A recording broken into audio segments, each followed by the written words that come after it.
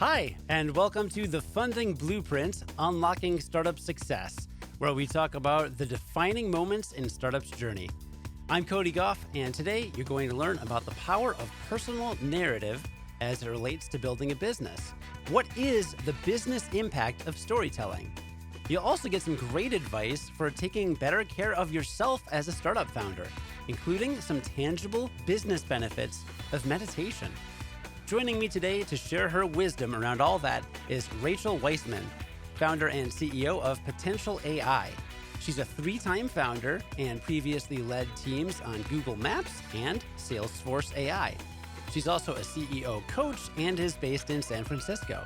Here's our conversation, which, yes, was recorded before my last haircut, in case you're watching this on YouTube or Spotify and are noticing a lot of extra hair for some reason. And to start our conversation, I asked Rachel to explain what is the impact that personal narrative can have on building a business. Yeah, so when looking at narrative, there's the stories that we tell ourselves. And so the story that's happening in your mind. And then when thinking about then how that relates to building a business as a founder, as an entrepreneur, as an executive, there are the narratives that you share with folks externally. So thinking about that through marketing, PR, et cetera, or your customers, as well as the narratives that you share with folks internally. And the big, I'd say, gap that I see with folks is they often don't understand themselves. And so they don't understand or see clearly the narrative that's happening in their mind. And for folks that aren't seeing me right now, I'm tapping the side of my right temple. So they don't understand the narrative that's happening in their mind. And so they can't adequately then express their vision, their mission internally and externally within their organization. So at Potential AI, we're using the power of story infused with artificial intelligence. So creating an AI-based storytelling platform that raises capital. So we're connecting both narrative and storytelling with personal development, enabling founders to really access the next level of their business. Okay, so if I'm understanding that correctly. Yeah, let's break it down. Yeah, let's break it down. So let's say I'm a founder and I found a company that builds really quiet fans that you can put in a kid's bedroom and it won't keep them up at night. It's a terrible example, but let's pretend. It's maybe like they don't want that noise. They don't want that noise. It bothers them. They want peace and quiet while they sleep. It's the best fan that's ever existed. Keep going. It's great. Okay, all right. So it's the best fan that's ever existed. In my head, I'm thinking, I just want to make sure people can sleep through this. I don't want the white noise. It just needs to be really silent. But when it's translated into the market, maybe the story I'm telling is it's the quietest fan ever. And I'm not focusing on like the output or why it's important for babies to be around a quiet fan. So that's the disconnect you're talking about. Maybe I'm not kind of explaining where I see the value in the product being. So let's take it a step further and let's continue it with the fan. So what value does a fan, or a couple things, what value does that fan being quiet provide? It won't wake up somebody that's very sensitive to noise.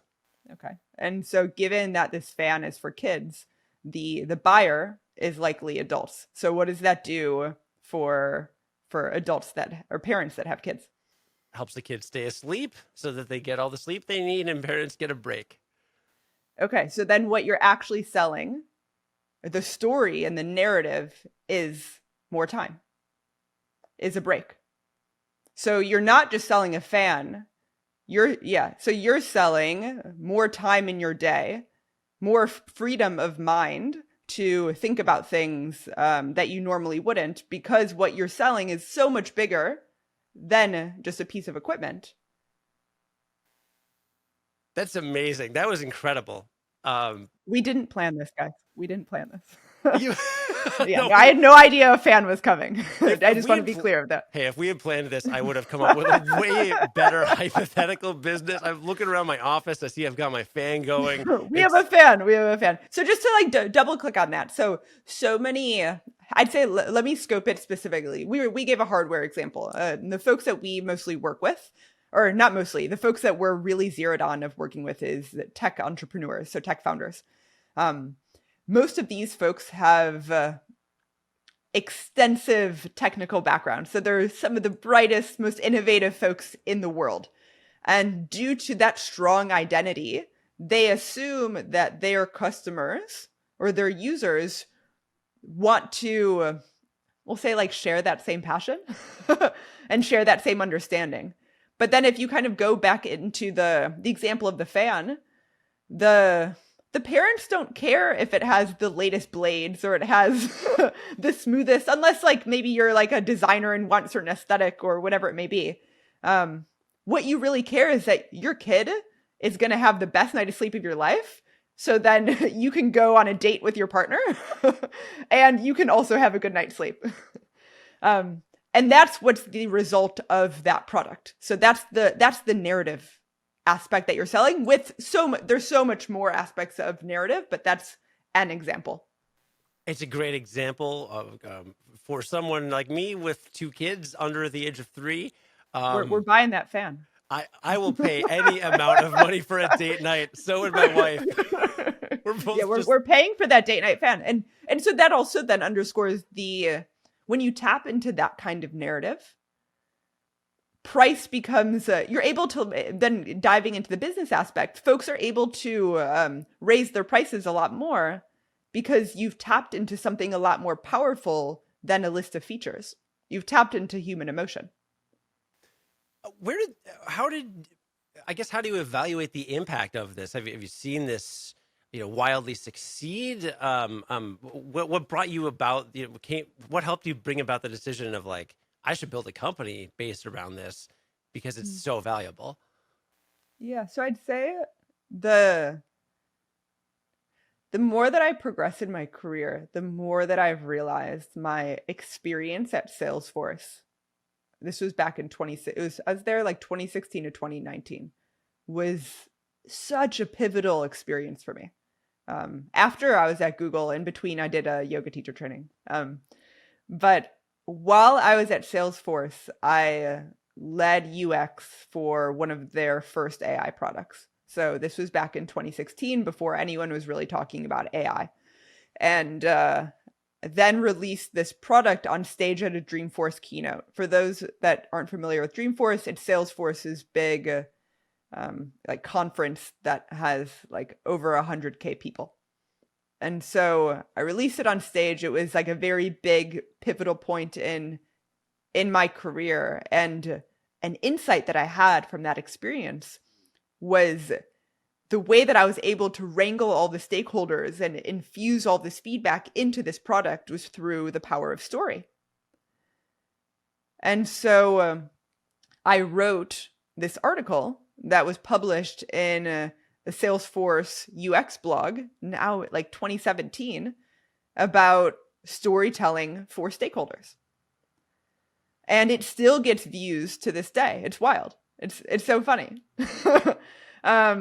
And so I'd say, when looking at kind of going back to what we spoke about at the beginning, there's the external story that you share with folks. And that was definitely the seed of that, if I was going to hone in on one specific experience. And for the internal story, it's been all of the meditation. So I've been meditating daily for over 6.5 years, have spent over a month in extended silence. I'm a certified meditation teacher. And so have really noticed how the stories that we tell ourselves internally dictate the lives that we live.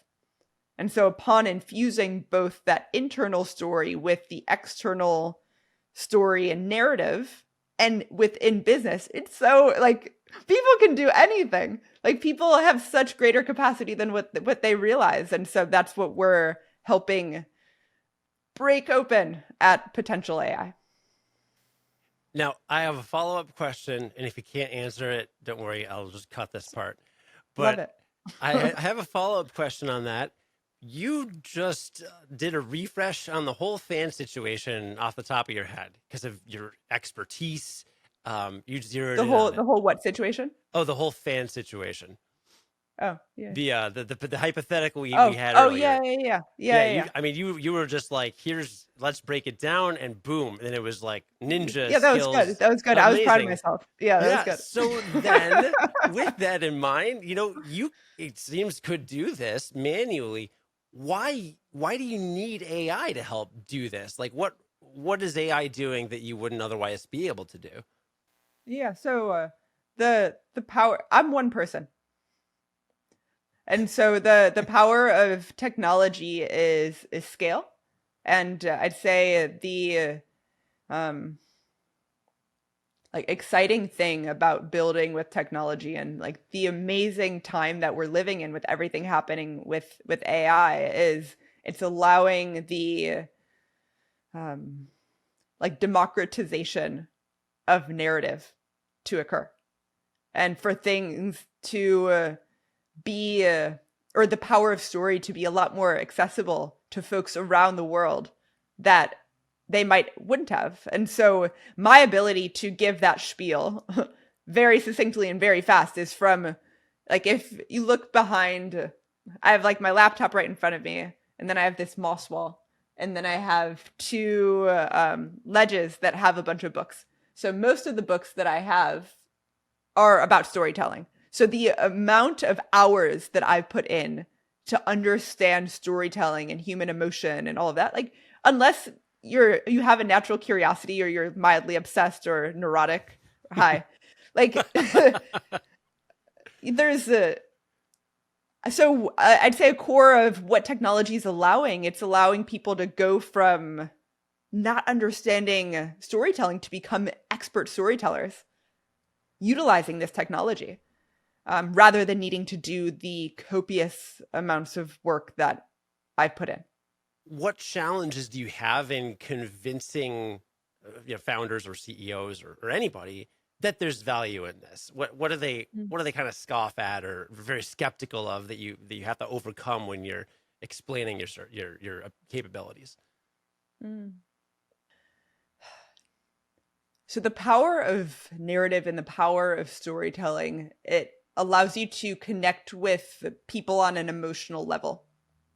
A lot of people don't like living in that arena because it's uncomfortable.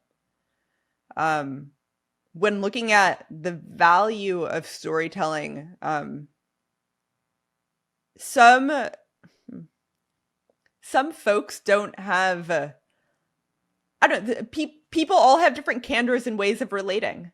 And so if their approach really doesn't want that, like maybe they're not a fit, even though they're telling a story without even realizing it.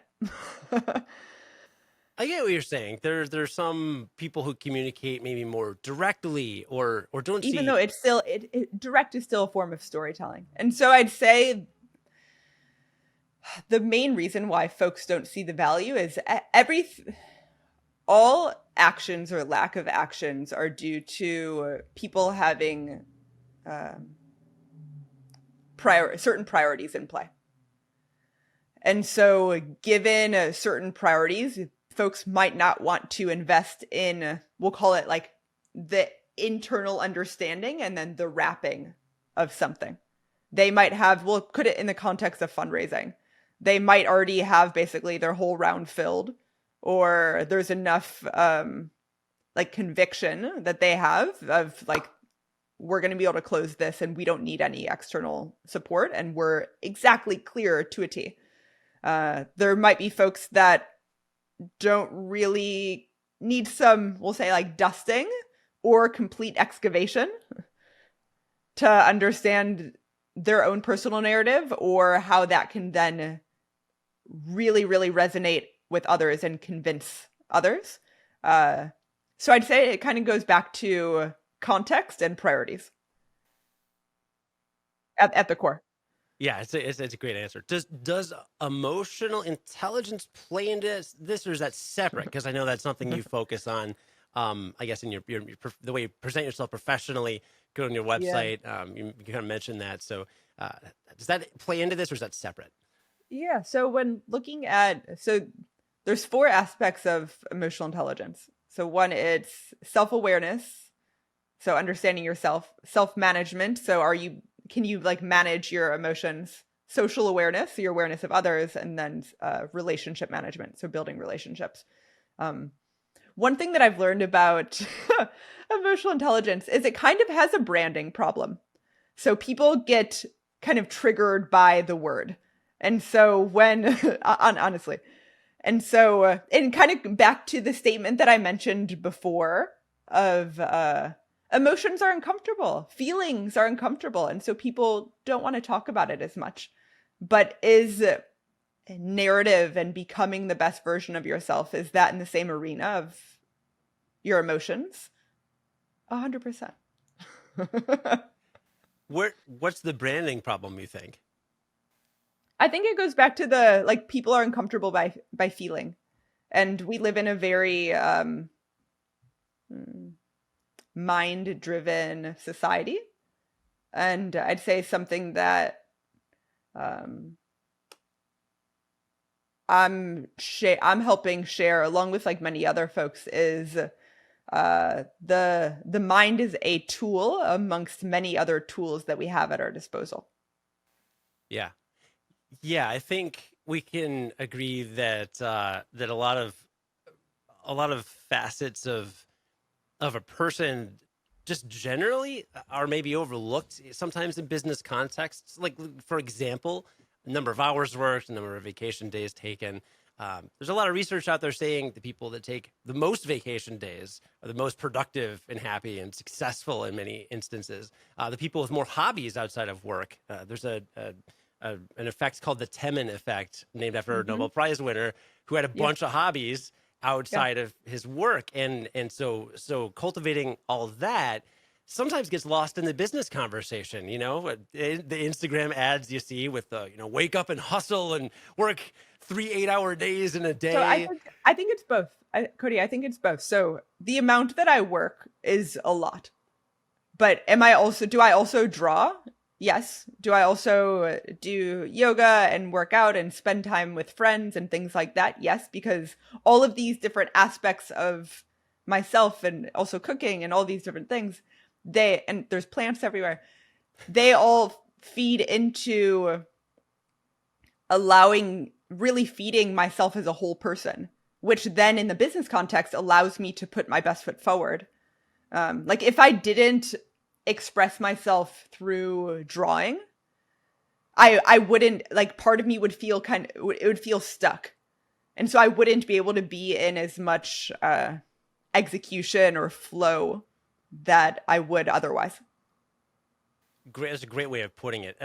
On that note, I want to focus specifically on meditation, because that's you lead with that in some of the things that you write about online. Yeah. So, talk about the outsized impact that's had. And whether you think everybody should do it or not.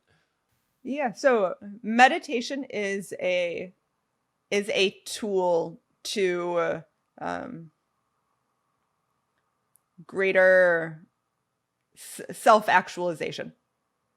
It also can be a tool for more energy, more focus. I've struggled with my mental health more in my 20s for quite some time, and not as much, more sporadically, I'd say, in more recent times. But when there are many different styles of meditation, but a core style that, due to scientific research, mindfulness has really done quite well, we'll say branding wise. And the core of mindfulness is simply being aware in the present moment. And so from a mental health arena, the densities that one experiences from depression or anxiety, when you're experiencing those dense sensations, upon having awareness, you're not as caught by them. So they don't feel as overwhelming. Like I remember I used to think that like when I'd be in those very like depressive or like anxiety panic attack breakdowns, like I just thought that I would be there forever. And it was so terrible. It was so hard. But now, even upon experiencing those densities more recently, because I've developed all of this awareness, and I'm taking my hands back into show space, it doesn't feel as suffocating. And so I'd say that's from a mental health arena. We'll put it in the lens of like the entrepreneur. Finding stillness amidst chaos is such a superpower. So the amount of input that you have as a CEO or as an executive is, we'll say, a whole lot. And so the ability to deeply listen to yourself, to discern between signal and noise, is an exponential superpower. And meditation is a tool that also helps with that. And I'd imagine for the black and white, business impact bottom line types who may be listening to this podcast, what that can translate into is, I mean, when you're experiencing stress or anxiety or depression, especially, I mean, that actually cognitively impairs you. So you're not making as good decisions, right? So in essence, even if you're strictly here for the business tips that'll help you supercharge your career, like having those tools to offset those things that can really just impair you is wildly valuable, even from just a dollars and cents perspective, right? Yeah, 100%. So it helps forge the space, forging the space between an input coming in, is creating space to have more awareness, and then the output and decision. So you'll make immensely better decisions, whether that be about your team resulting then in profit, etc. But then also you'll be happier. You won't be as caught up in the back and forth and the roller coaster that it is of building a business, because it's chaotic every single day.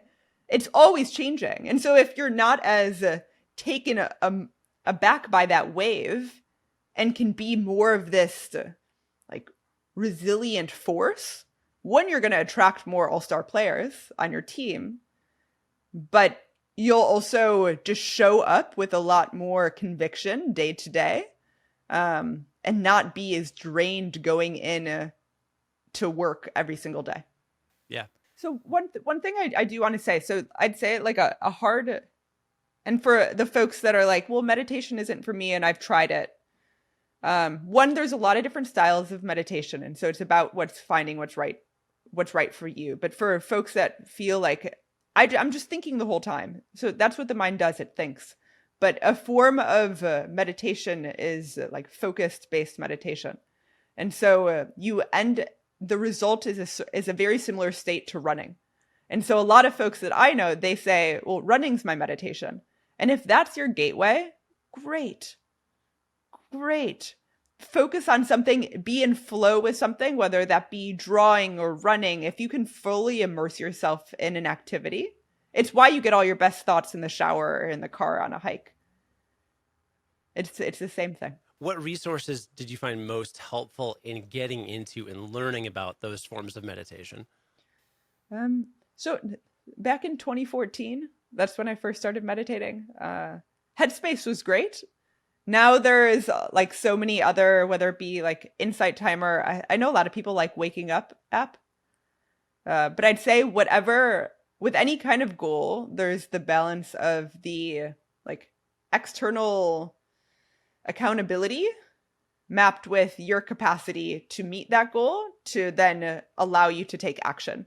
So whatever is the input, whether you need like a friend or to work with like a meditation teacher or whatever kind of accountability you need to stick with it, or to pair it with a certain activity so it's back to back so you remember, or there's a lot of ways to intersect habit building. Can you think of any examples of someone you've like turned on to meditation that has had a huge difference in their life? Yeah, totally. So I'd say so outside of, I've worn many hats. So a smaller hat that used to be a bigger hat is also a CEO coach. And so a number of the founders that I've worked with, a common thread for why they've come to me is an eagerness and curiosity for meditation. And so whether it be from a kind of overwhelmed stimulus perspective, or kind of like a curiosity of like, people are talking about this thing, I guess, fine, I'll finally try it, I guess. Sure, I guess. And so I usually start with understanding like their use case. And so for a lot of folks, what's most accessible is not mindfulness. To do mindfulness, even though it sounds really simple, it's really complex. So usually what I've recommended for the folks that I've coached has been more in the focus-based meditation or breath work types. So it's meditation that like you're using the breath to give you energy. So that's often easier for the mind to have focus on something. Is easier than just allowing, we'll say, like watching the clouds go past. So I worked with a founder and helped direct them towards integrating breath work and a focus-based meditation. And they were able, in the course of us working together for numerous months, and I still, from my knowledge, and I've spoken to them recently, they're still meditating daily. And so it's the core thing that I've found is finding the right style that works, and then what is the accountability that you need, and when in your day does it feel most accessible. Yeah, I'm glad you mentioned focus-based meditation, because mindfulness does get so much press. Yeah. It seems to be all I hear about. So there are other meditations out there. Yeah, it's because of the science. And I'd say, like, wrapping it back to the business piece, in this example, it gave that founder the extra focus and not as overwhelmed, or we'll say like decision paralysis, and really helped to cut that time. I don't have the exact metric, so I'm not going to like make up it cut it in half, but it really reduced it significantly from them feeling kind of caught in the decision paralysis arena to allowing more inputs to seamlessly come in, be in clarity, and then act with a lot more confidence. And what's underneath that is trust. How about working with teams? You're a multiple time founder. Do you encourage all the people that you hire? Do you just say like, y'all got to meditate if we're going to work So together? I don't push anything on folks. So if and like I said, meditation is a tool to arrive at a certain state of being. So if you already have that capacity within you, wow, it's some really nice karma you have going. Good for you. And so what's underneath that is, are you aware of yourself? Are you compassionate towards yourself and others? Are you curious about the other people that you're working with? Can you effectively communicate towards others? And so those are the skills that meditation is cultivating. And so, and there's also other personal and interpersonal skills and practices that one can cultivate that can help you arrive at those states of being. So definitely it's not something that I push on on folks at all, but it's something that I know that has worked very well for me. And the only last thing that I'd say that I think that would resonate with this audience is, my first gateway into meditation was in 2014, and I was living in Chicago, and I was listening to the Tim Ferriss Show. And for folks that don't know his podcast, even close to 10 years ago, he was still interviewing world-class performers. And a commonality that I noticed amongst just about every single person he interviewed is that they all meditated. And so I was like, fine. I was like, I want to be like those people one day. And so I'll give this thing a try. Sure, I guess. And now here we are. That is amazing. Well, you can learn more about Rachel's background at racheldweissman.com. You can follow Rachel D. Weissman across social media. We're going to have links in the description if you're watching on YouTube, or in the show notes if you're on a podcast app. And also a link to check out potential.ai. People can maybe sign up to get updates when you guys start moving some more. Yeah, so we're currently onboarding folks. So if you are a founder who is raising capital, so you are fundraising, definitely check us out at potential.ai and sign up for our waitlist. That is amazing. Good luck. Thank you. I'm sold. If I were a founder right now, Yeah, everyone's getting those fans. Everyone go buy those fans. If you're a parent, go get the fan. I've just got my running because we're recording this in August in Chicago, and boy, it's been hot a lot of places like here. So yeah, people would buy that fan for sure. So yes. Good. Well, thank you so much for joining me, Rachel. I think there's a lot of great takeaways for founders and anybody else listening. Yeah, thanks so much, Cody, for the time. I really appreciate it. The Funding Blueprint is brought to you by StartHub. This episode was produced by me, Cody Goff, with audio and video editing by Sean Patel. If you're looking for sound design or audio video production work, get in touch with Sean at seanpatel.com. You can watch The Funding Blueprint on YouTube or Spotify, or listen on any other podcast app. And if you're listening on Apple Podcasts, then please open up The Funding Blueprint, scroll down to where you can rate the show, and tap 5 stars to leave a quick rating. We really appreciate it. Thanks for joining, and have a great week.